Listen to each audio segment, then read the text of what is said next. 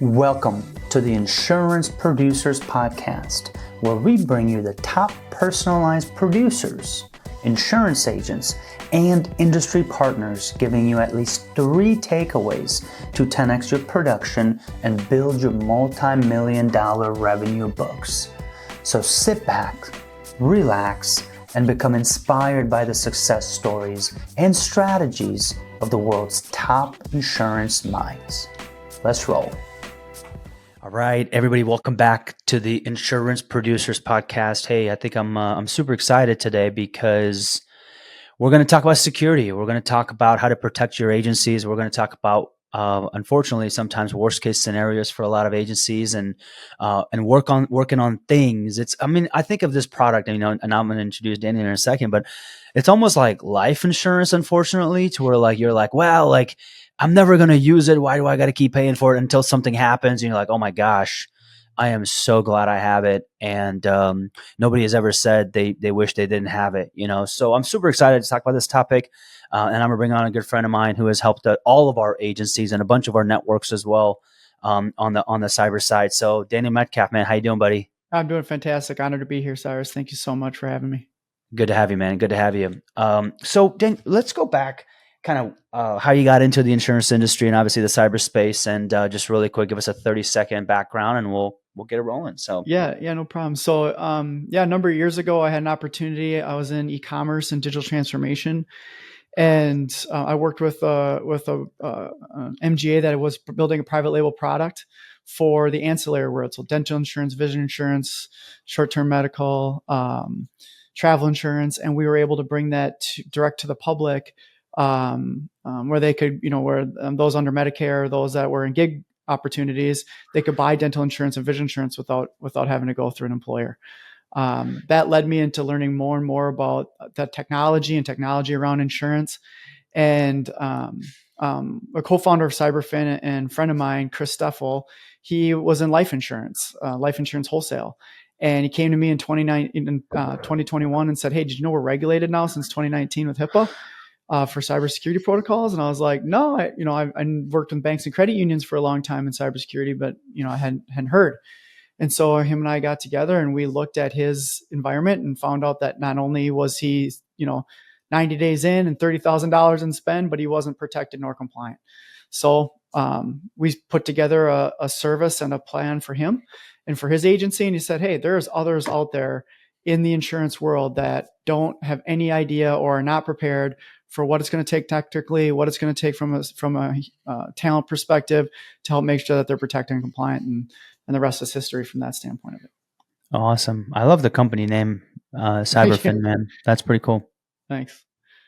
So Dan, so obviously me and you met a couple of years ago, and at the time, cyber was kind of hot topic. It's still obviously a hot topic for a lot of agencies, and we had a conversation. Obviously, it's kind of one of those things where it was always in the back of my mind, But again, same thing, kind of like life insurance. Like you don't like, you're like, I'll get it or whatever. I mean, something has to trigger almost for you, or you hear from other people or whatever, right? And then you kind of get protected. So, I guess tell me a little bit about that. So what are you guys doing for people that don't understand cybersecurity, whatever? So, for property casualty agency, life insurance agency, for insurance in general, what are some things that you guys are doing? What are you protecting? And kind of just elementary, that'd be great for a lot of audience. Yeah, no problem. So in the small to medium-sized business space, specifically in those that have data that they have to move from one thing to another in order to get paid, right? They manage and they hold a lot of personal data, health data, identifiable credit information.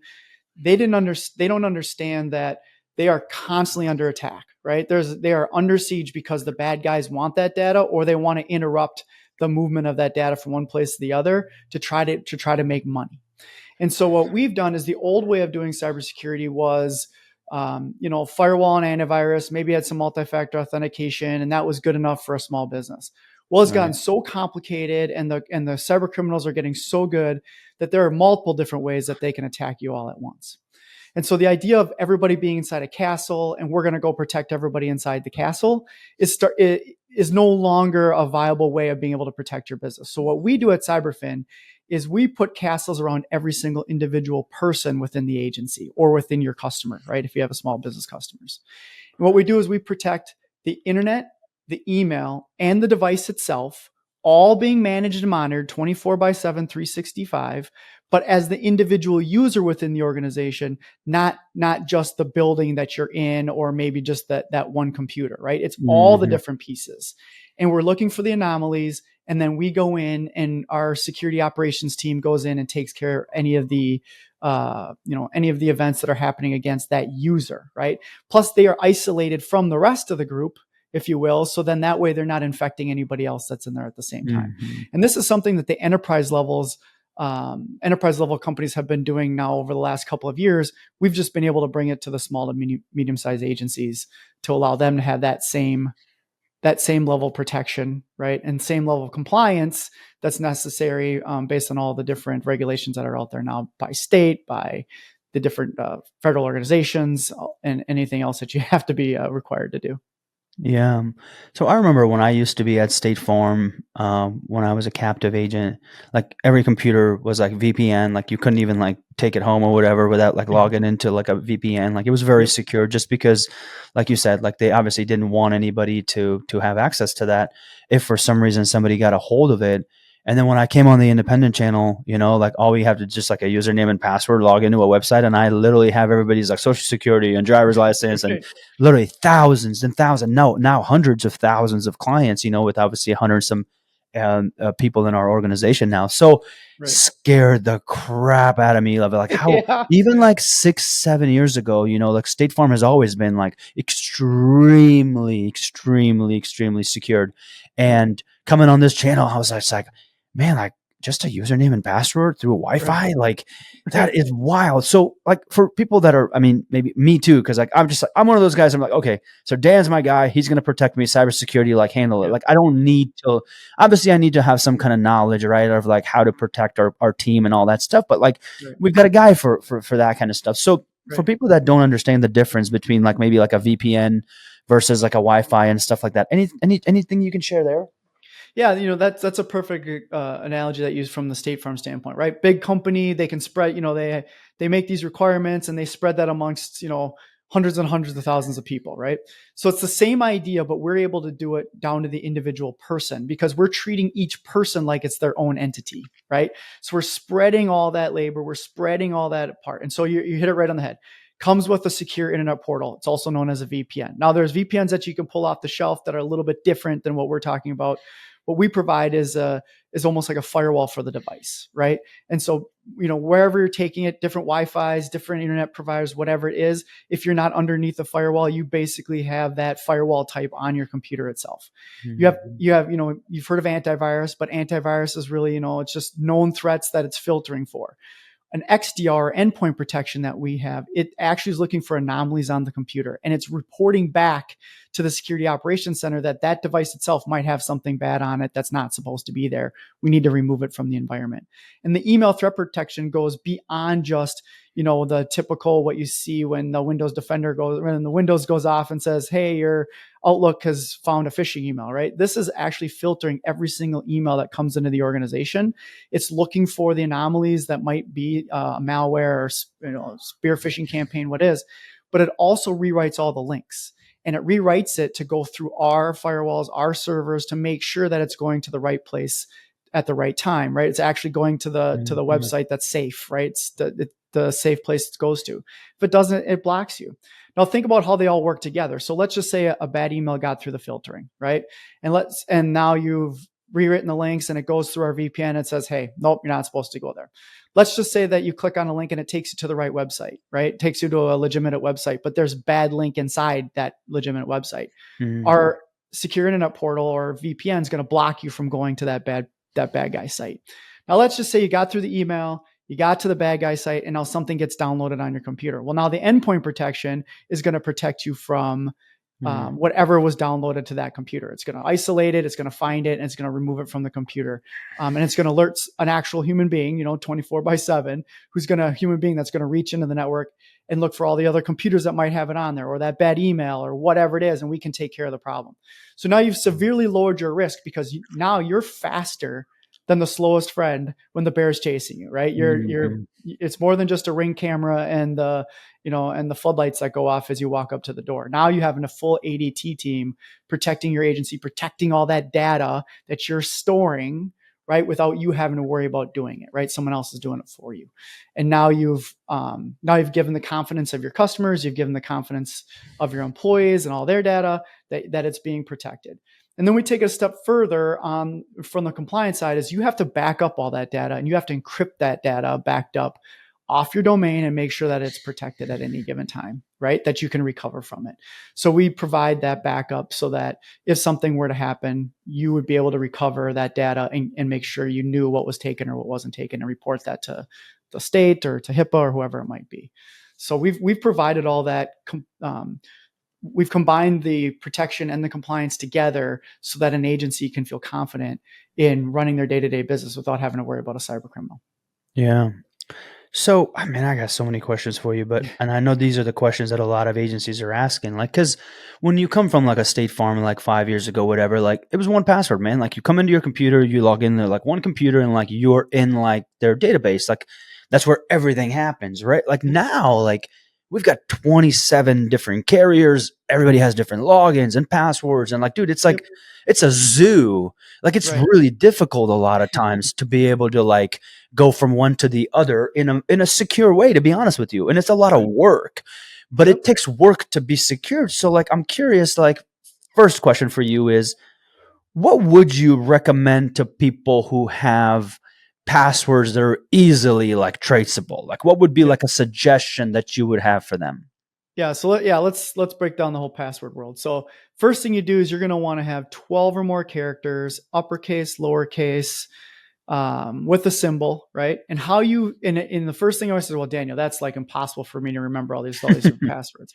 But I give them the little hint of, think of your favorite music line, think of your favorite poem line or saying or whatever it might be, and throw some numbers and symbols in that you can remember, right? Don't use this one, but as an example, call me maybe 2024, hashtag exclamation point somewhere in there, right? Mm-hmm. Like something that you're not going to put on Facebook, something that they can't look up your first address or anything at that point. It's something that only you're going to say inside your mind that you can remember over and over and over again. So that's the first part. Make that password, because it takes hundreds of millions of years for bad guys to use scripts to undo your password when you have that length and you have that complexity. The second step that I would say is then start to use a password locker that includes a multi-factor authentication combined with it. The one that we work with and that we will help our agencies with is LastPass. Mm-hmm. So we help you set up a LastPass environment for your business. With that, it creates requirements that everybody has multi-factor authentication to get their LastPass. Mm-hmm. Then you can put every single one of those carrier sites inside your password locker, and you can create folders that you can then share with all of your employees that okay, if you want to get into these sites, you have to use your password locker with the MFA in order to get into those sites. Now you've really started to lock down the front end of getting into carrier sites, right? Your CRM, your carrier sites, your InsurTechs, everything that you need. That way you don't have to feel like the InsurTech or the carrier coding system has to have multi-factor authentication. You already have it, right? You have a good password policy and you have that multi-factor authentication attached to it. And obviously this is common sense, but some people like me have it. Don't use the same password for every freaking carrier, right? Every place you go to. Well, and that's what's great about LastPass is you have one master password that only you know, right? And that you love and trust. Don't forget that one. I've done that. Don't forget that password. I forgot that LastPass password and it was a nightmare. Right. And so then you have that ability then it will generate passwords for you that will, that you don't even have to, you and your employees don't even need to know. But right? Could the LastPass is usually on my phone though, Daniel? Could you have the LastPass on your desktop is what you're saying? Yeah, and then have a browser extension that you can go into the browser extension every single time you want to get into one of those InsurTechs. Cool. Okay. So passwords, 12 or more characters with a symbol and numbers, uppercase, lowercase, preferably. Don't use the same password at all for any of that stuff. Is there one or another place like a bank account and places like that you would want to be way more secure? Because obviously, like, or your email or something like that, or do you think like all carriers, all emails, all are pretty much the same ballpark? So I'm going to tell you a scary story so that way we can kind of give it some context, right? So one of the main reasons why Cyberfin even exists is this story here, where we heard of an insurance agency in the middle of Illinois, been around for 25 years, had the same thing, right? Had multiple different carriers that they're quoting from. They were doing about 25 to 30 quotes a month with this one particular quoting engine. And they left for a long weekend. They came back and 25,000 quotes had been run using their login and password inside this quoting engine, right? And so it all got downloaded. It was all saved, and then it was found on the dark web with all this personal information that came out of this quote, right? And so the owner came back and said, okay, your quoting engine was hacked, right? Tried to go to the quoting engine carrier and say, hey, it was yours that got hacked. They're like, no, you gave up the credentials, right? They stole your credentials. They got in using you. You are responsible for it. So between the remediation, the loss in customers, the loss in reputation, the fines that they were under, everything, the agency went out of business. And so it became Cyberfin's once we heard that, it became our entire mission never to see another insurance agency go out of business, because they didn't know, right? Knowledge is power. They didn't know what they're responsible for, and B, they weren't protecting themselves to the fullest. And that is why we're in business, and that is our mission. And again, because you're thinking, oh, it's the carrier site that's going to be. No, you are responsible. Same with Microsoft. Microsoft has now said the data that you collect, the email that you use, we're just giving it to you, the license. You're responsible for anything that happens to it. You're responsible for all that data.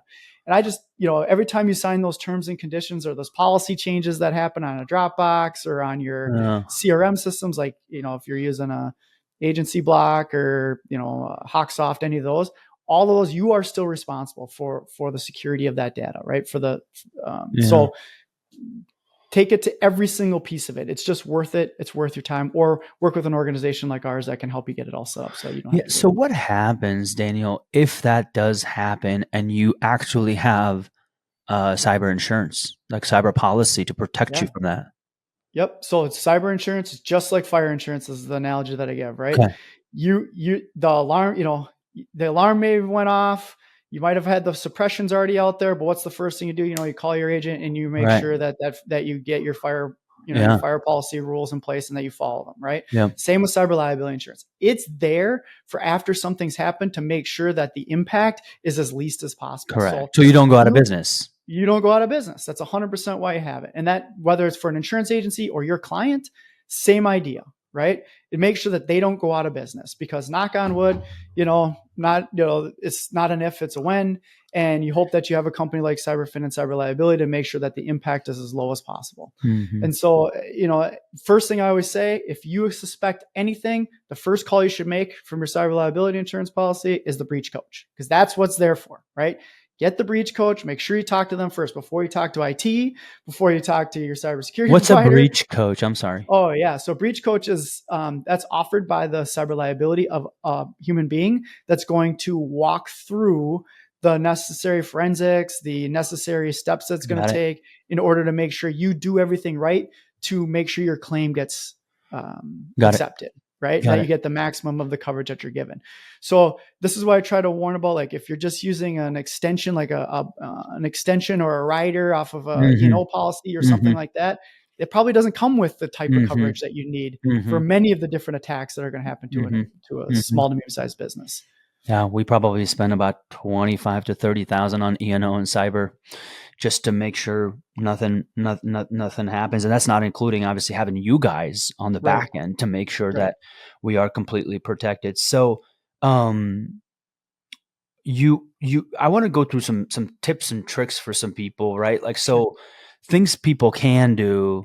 And then I want to go to my situation, because I know, my situation that happened right after. So I want to, so tips and tricks, man. I know we talked about passwords. Those are some tips and tricks. Like, what are some things that agency owners, now listen, we want them obviously to use Cyberfin or some company that obviously is going to protect them. But let's just say they're like, no, I don't want to do it. They're lazy, whatever. Like the case is, they can't do it. What do you think people can do, tips and tricks they can use to at least protect themselves in the best way they can without maybe using a cyber fin at this point. And I don't know why you would, to be honest with you, but just in case. Hey, we're not for everybody, and I get that, but there are things that you can do, to help protect yourself. And so the first thing you should do is you should start to treat your business like you would anywhere else. And here's what I mean by that. If you have employees that don't work in an office, right? Or yourself, you work at a home office or you work somewhere else, you have to treat it like you would any other cybersecurity, right? Your home is not, your home modems and their Wi-Fi's are not protected, right? Mm-hmm. They're wide open, especially if you got, young family members that have an Xbox or some type of gaming, because anytime you want to play Fortnite or any of those other games, it's a wide open port to your internet, right? So you want to treat your business or your home like you would treat your business. Make sure you have business equipment, right? So computers, the business owns that you let the employees use, right? Phones. I know we all want to, don't want to buy phones, or I know we want to be as, not have, be as convenient as possible for people to have use their own personal phones, but it's just not a good idea, right? So buy them a smartphone for the business, right? So you want to have a business device, laptop, desktop, business phone, and make sure that they have the same. If you're going to just go the antivirus route, they all have the same antivirus. They all have the email threat protection, the same that you can get, whether you do it, get it through Microsoft or something to that effect, and make sure that everybody looks the same. That way, right? Anywhere the bad guy goes within your organization, they're going to go up against the same layers of protection, right? So, and then you're in control, because you don't know when, your employee ends up logging onto grandma's computer because she's visiting grandma at that particular time, and you can't control that internet environment. You can't control where they're logging in from. If grandma's network has been hacked at that point, right? You can't control the hotel that you're staying at, whatever it might be.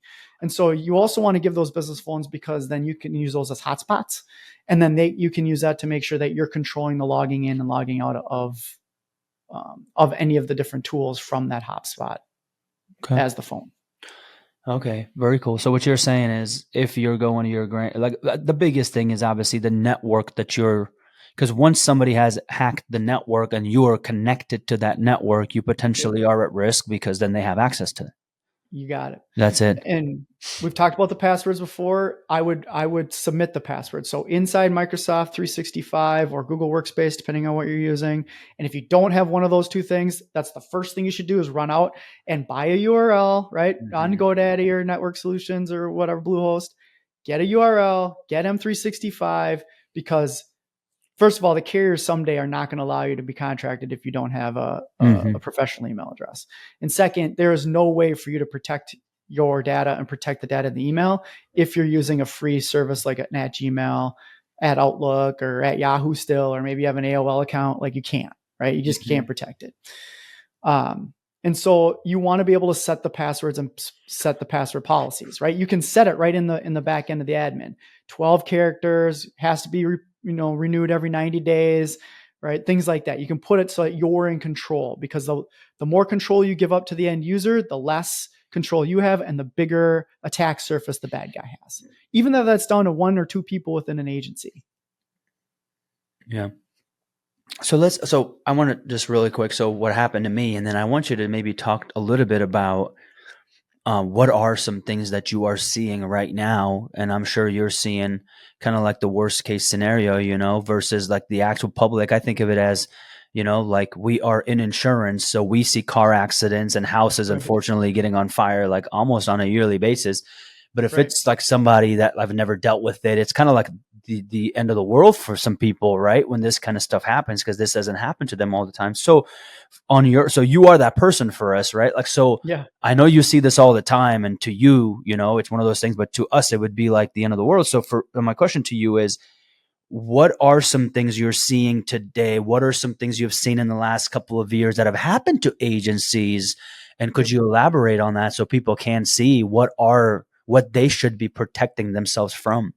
Yep. So we'll start with the one that I've seen the most here in this year alone, which is called business email compromise. And so what the bad guys are doing is they are trying every trick in the book they can to try to have you give up your credentials. And that combined with what we call spear phishing from that standpoint of it. So what the bad guys are doing is they're hacking somebody that in their email that's somebody prominent in the industry or prominent that has a lot of contacts, right? Like another larger agency owner or something that effect. They're hacking them and then they're sending a phishing campaigns out to their contact list to try to get other people's business email credentials, right? They're trying to steal it. And so you end up giving up your credentials, or I know it wouldn't be you, right? As the owner, it's probably going to be one of your employees. That's inside joke here. But we know that you give up the email compromise and then they're going to use your email box. They're going to take a complete copy of it and they're going to start to go through your contacts. They're going to go through all your emails.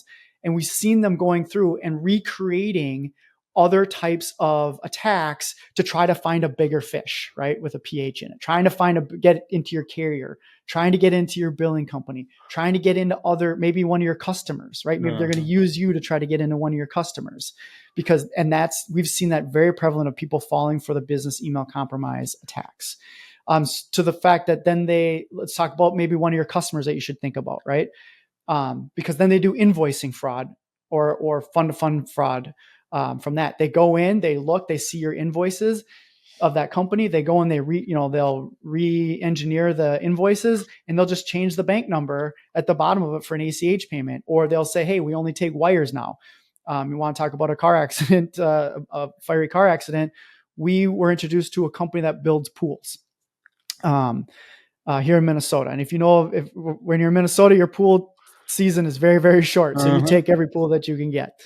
And so you pay half up front and half at the end when the pool is completed. And so what happened with this pool company is they had been hacked over 6 months prior to the attack. And they were reading all of the emails and they were reconfiguring the invoices. And what they did was they could tell when it was time to do the second payment. And they sent out all the invoices again and said, hey, we no longer take credit cards or bank payments. We only take wires because now we're cyber secure. And so over $200,000 was stolen because nobody called the company owner and saying, hey, I don't know how to do a wire, or I've never done a wire before, until it was too late. That was all through. So we're seeing those types over and over and over again. One of the larger ones that we saw last year was a manufacturer. So if you're talking about risk with your clients, one of those right now is there are a lot of people looking to exit. There's a lot of mergers and acquisitions and consolidation going on. The value of those business can really get hindered if there's been a known breach, or if they find out later doing due diligence that there was an issue and you didn't disclose it. But here's an example where it really became messy. So a manufacturer, three location manufacturer, 30 some employees, was operating normally, right? They had been hacked again 4, 5, 6 months prior to the actual attack. And what had happened was the controller had given up their credentials, right? So the controller is reading all the controller's emails and notices that there's this potential acquisition that's going to happen of the business. And so instead of it running an attack, then it waited and it watched and it watched and it watched until it saw, hey, the sale is done. The business sale is done. They were going to have an announcement on that Friday, a big party over the weekend, and then it was going to be the new business on Monday morning. Well, right on Friday, after they announced it, on Saturday morning, they ran the attack and they locked down every single machine, every single computer of that manufacturer. Wow. It cost millions to the acquired. So now the company that acquired it spent the money to get all the machines unlocked. It took months for one of the facilities to actually get reopened again. That's how nasty the attack was. They were still in litigation the last time I heard, because who's at fault? Is it the acquiring company because it happened while they owned the business? Or was it the business, that the seller, because they should have known all along and been monitoring for this all along? And now nobody's getting paid from their cyber liability because nobody knows who's at fault at this particular time. Right. Crazy. So these are the types of things that we're seeing over and over again, is that it isn't just about smash and grab, get your bank account, take over your credit card, have somebody buy Target gift card, $1,000 worth of Target gift cards. Yeah, that's annoying, right? Nobody wants to lose money. These are real intense attacks that are happening to businesses of all sizes, even insurance agencies. That's crazy. That's what happened to me. Is my email got hacked, and they basically sent a bunch of emails to probably 200 people that I talked to, and obviously, like you said, I talk to a lot of people that are business owners and maybe own companies and stuff, and they're trying to basically get to hack their accounts as well. And then it was in my sent account, they would delete all those emails. So like we're like, what is going on? Because I got a bunch of texts from people who are like, you sent me this email? I was like, I have no idea what you're talking about. So we called you guys right away. We were on the phone within a couple of hours, changed all the passwords, changed everything, blocked the people that were doing it. And we caught it right away because obviously with you guys' help right away, which really helped us. Obviously, probably it could have been a lot worse. Nothing really came out of it, I guess, but at least it made me more secure. It made our team more secure. We made everybody change their passwords and all that stuff, and just kind of be on the. Now we look for those things because we're like, okay, this is an email that came like on Friday. They got an email. A bunch of my team got an email that was like something at info.com, but it said Cyrus Jaffery, and it's like, hey, I need you to run some errands for me. And like, people are like, team is like, you need us to run what? I've seen where gift cards, hey, I need some gift cards, but it comes from like a weird email. So, but it says Cyrus Jaffery, but if you click on it, right, like you could see that it's from obviously a hacker. And that stuff is pretty common. Obviously it happens all the time. I've been seeing that for 10, 15, 20 years. So, okay. Right. That's awesome. Yeah. And so what's unique about our service in that instance is two things. First of all, at least you're willing to talk about it. Things happen, right? But you had a security team that could go in, fix it right away. Think of the cost that would have been if you didn't have an expert or someone to help you make sure that we could take care of something like that, right? Or how deep that could have really gotten if it had gotten out of control. The second thing is because we have access to all the email boxes, all the devices, we could remove all the bad guy emails out of all the networks, right? Plus, you were able to announce that so we could reach into all of our agency friends across our entire, right? Hundreds of agencies we protect, thousands of endpoints. We go and we could go pull that same email out of their email boxes as long as they're under our protection. That's the speed in which we can work. And that's the power that now we don't have to worry about. You don't have to send that email out that says, hey, don't click on that email. We've already taken it out of their box. It freaks people out that they think that I saw that email about 5 minutes ago. Now it's not there anymore. Well, you want the security team to remove those bad emails out of it. That's what. So if you don't have somebody to do that, think how much time and energy and effort you have to go into and what it would cost you just to try to fix a simple a little hack like that. That's what my team was saying. It's like, hey, I saw this weird email come through, but now I don't see it. Well, it's our cyber team that, okay, cool. It's good to know. So you guys got our back. We don't even know about it. We love living in the shadows for you, right? That's exactly, man. You're like our bodyguard, man, but you just can't see you. That's right. Very cool. Well, hey, man, Cyberfin, tell us, man, how can people find you? What can you tell us? Anything else about Cyberfin to all the agency owners listening and all the? I know you guys have done an incredible job for me and a lot of our agents, but anything else do you want to share about Cyberfin for people? Yeah, we are nationwide. We can work with any sized agency across the nation. And what's really been happening over the last year and a half is a lot of the agencies that sell cyber liability insurance or want to sell more cyber liability insurance has been out contacting us because the same assessment that I'm going to offer everybody here on this podcast, we're going to do a free assessment. Anybody that signs up, you go to cyberfin.net. There's a free assessment button there. Fill out your contact information, and we will schedule a 30-minute, no obligation, free cyber assessment on your agency. It comes with a recommendation on what you need to do to be both protected and compliant, and you can choose if you want to do it yourself or have somebody like Cyberfin do it for you. We are now going side by side with commercial agencies that want to grow another revenue channel through cyber liability insurance, where they don't feel confident that they can talk about it. They know enough to be dangerous, but don't know what to look for and how to explain to their end customer, what they need to do in order to get the right security protocols in place that will help them get the best premium, get the best premium, the best coverage types for their business. We go side by side with those agents and help them educate their customers, make sure that they understand what they need to put in place and how to get the best cyber liability insurance for them. Makes them more competitive, makes them more valuable, and helps them drive an extra revenue stream. That same assessment. So, you can email me at protectme@cyberfin.net. You can call me, at any time. I'll give you my number right now, 612-888-0032. And you have a customer that you want to talk about, or you want to do a side-by-side assessment for a customer base, we're here for you. We love talking about cybersecurity. We are born out of insurance. We want to make sure that everybody's both protected, but you have a revenue channel that you can also drive during hard times when it comes in other lines of business. Like, we're here to help, and we're here to stay in the industry. That's awesome. Dan, last question. I usually ask this, and it is about this podcast. I'm a big win the day kind of guy. I really want every day to be won in some capacity. For you, Dan, to win your day, what would be one or two things professionally or personally you must do? For some people, it's making a bed, getting an early workout, maybe spending time with family, whatever. What would be one or two things that you do on a daily basis where you kind of put your head on the pillow at night? You're like, man, that was a good day. Right. So I'm a big planner, and I have to plan my work and plan my day. So I have this very elaborate planner that I found a number of years ago that I fill out every morning.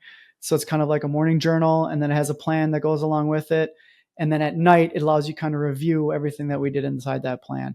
And if I don't complete it, I never sleep well at night. Right. Mm-hmm. So if I don't do the morning and the evening ritual of it, but it feels so good to be able to go, okay, this is what I did today. This is what I was able to win the day. Yep, it didn't go the way that I wanted to, but you want to know what? Look at the times when I was able to focus and get these things done. It's really made a big impact on my life, and making sure that I can be at my best, because there's people that need me. There's people that need all of us, right? They're counting on us, and it just helps me feel better that I did the best I could for those that count on us. That's awesome. Daniel, I appreciate you being on, man. I could ask you 100 more questions, but we like to keep these around 30 minutes to make it simple for everybody. Love talking about it. Reach out to me. We can keep having the conversation. Daniel, thanks for being on, man. Appreciate you. Thanks, Cyrus. Thanks for having me. It was an honor. Thank you.